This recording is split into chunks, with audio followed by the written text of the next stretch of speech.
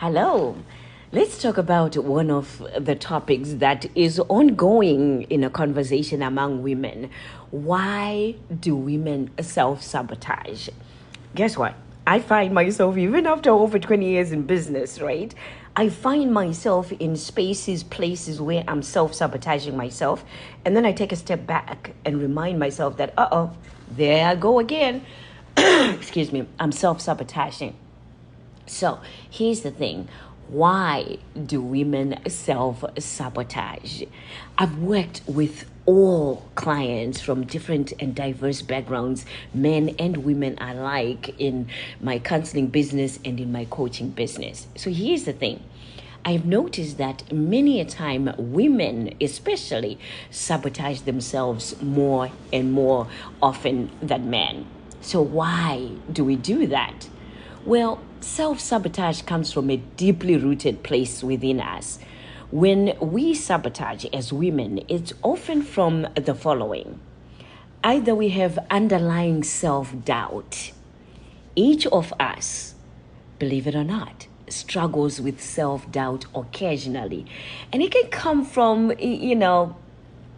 background in where we grew up, how we grew up, maybe even situations where we have failed or have not done well, or maybe a situation where somebody downplayed us or talked us down, and then we remember those moments, and then that created self-doubt, that sometimes we don't say it out loud, but we're doubting whether this time around I get it, or this time around who's going to come up and say something that will berate me or undermine what I'm putting across, or what I'm saying, or what I'm feeling. So underlying self-doubt is a big reason why women self-sabotage. Sometimes it's also safe to sabotage ourselves, right? Because then it gives us the option of not trying or not failing, because then it's a safe place. If I don't try it and I don't put myself out there, how are people going to pick on me? And who's going to say that I didn't do it right? Who's going to say that I failed if I don't even put myself out there? So sometimes we want to just play it safe so that I'm not making a fool out of myself, is what, usually we say. Or I'm not doing that again. I'm not giving people that option to see, this side of me and then tell me that I failed. Boom. We self-sabotage ourselves because we want to keep safe and stay in a safe space. Worrying about our image or reputation. Ooh, all right. There's this nice girl syndrome. I don't know if you've heard about it, right?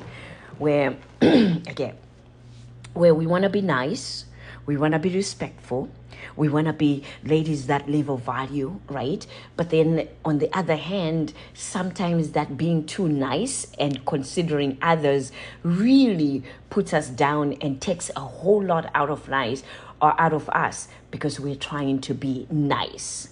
Being nice, having compassion, being genuine. It shouldn't mean that we self-sacrifice, that we sacrifice ourselves, our happiness, our desires because we want to be good. You can still be good, but then you know what? Be good to yourself first. Make sure you don't shun yourself out and then sabotage the very thing that you're supposed to be doing in order to become the best version of yourself. You will never know who you are until you step out and step forward with faith of a mustard seed, just believing that one day it will change and one day it will all make sense, right? So those are some of those things that really what people would say, about, what you do, or what people would say if it doesn't work out. And we're always looking into if it doesn't work out. Well, what if it works out is a question that we should always ask ourselves. So instead of what if it doesn't work out, what if it works out? And then reputation. If you want to see the results of how something will work out, continue to do it over and over and over again until you see the results that you desire. And I'm not saying continue to do something that doesn't work, but do it enough that you have proof that you've done it enough, and so that it doesn't work, and then change, make the change. what I notice with many of us is we start something and then we stop, and then we start something else and then we stop. So by doing that, we get a solidified reason of why it doesn't work, because I only tried it 2 times or 3 times and it didn't work. So then I believe that it doesn't work. But then that's self-sabotage at its best. So here's the question for you. How are you self-sabotaging yourself? If you want to know more about how you might be self-sabotaging yourself, you might want to take this quiz that I have on my website on self-love. Because guess what? Self-love is the beginning step of everything to stopping self-sabotaging, to having the courage to go forth and become the best version of yourself. So go take that quiz, because you get instant results, on that. But as you're taking the questions, they'll be telling you,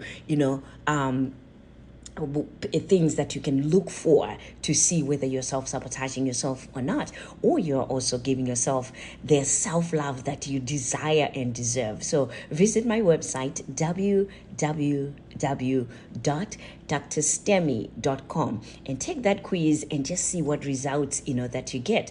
And then you can inbox me or email me at drstem14@gmail.com. Set up an appointment. Let's talk about your results, because I'll be happy to give you 30 minutes to just talk about those results, to see how you're doing, to see what else that you can do in order to conquer this self-sabotage, killer of all dreams. I also have a course that is on the website. When you visit www.drstemi.com, there's also a course on self-sabotage that you can take at your own pace, in your own home, in your own time. I have videos and audios that I recorded for you, and then worksheets that have questions and places where you can write, your self-reflection on there as well. So check all those things out on my website.